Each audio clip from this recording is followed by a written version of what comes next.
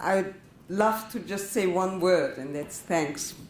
Now, these thanks could fill so much more than what is now allotted to me. And maybe that's what I want to start with in relation to my book. If for me there is a problematic passage in my book, it is in the acknowledgements. I must say I spent quite a lot of time on them because I tried to undo an effect and couldn't quite succeed.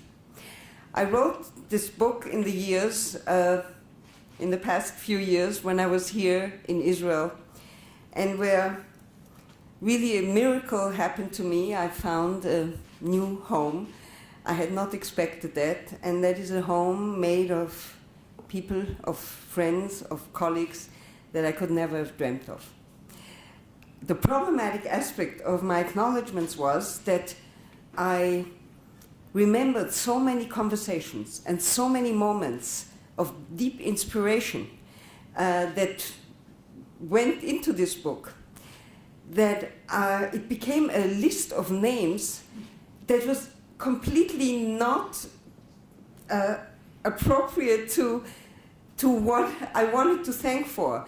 And it is also the moment that seemed the most autobiographical in my book that is really the least.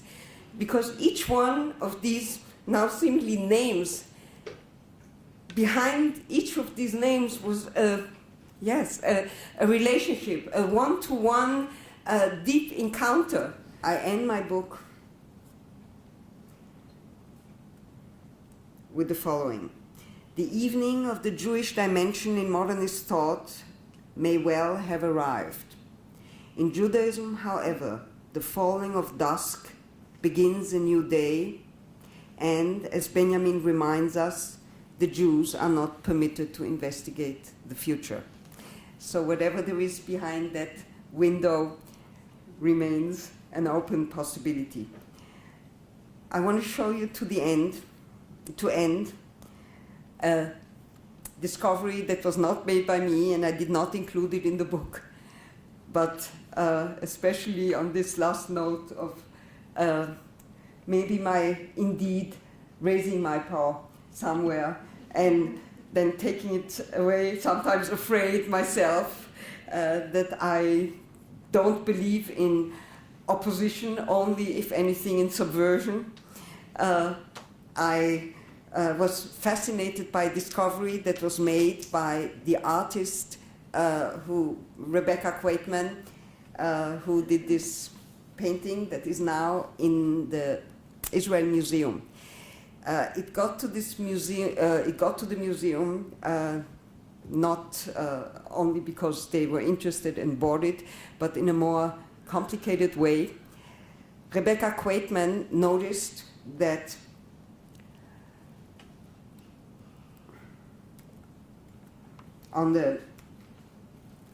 here in this corner, on the actual Angelus Novus, right? Here. So here, you can't see it here.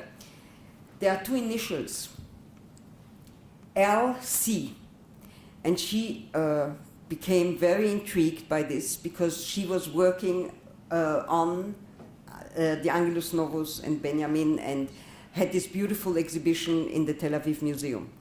She noticed this LC and wanted to find out absolutely what this is. Nobody had noticed it before, although this is indeed one of the most famous paintings, certainly here in the Israel Museum, but also in the context of German Jewish thought. And she wrote to me, do I have any idea? And I did not. And 6 months later, I get a mail from her that she discovered what it is.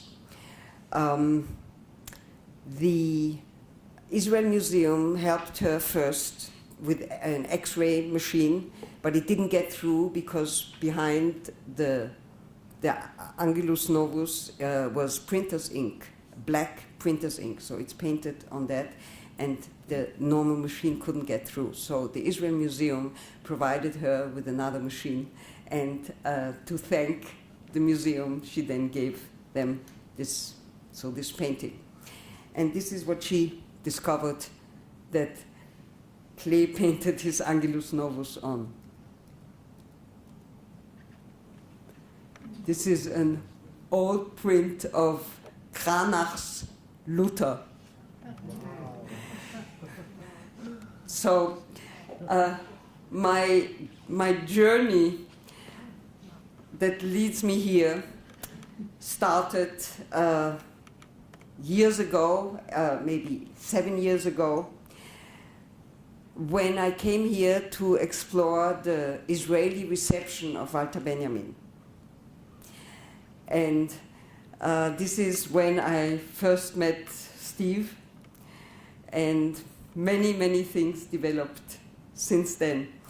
It has been a journey that led me to, among many other things, this moment where Benjamin does play a role, but it led me above all to the moment where I am now, deeply grateful and moved. Thank you.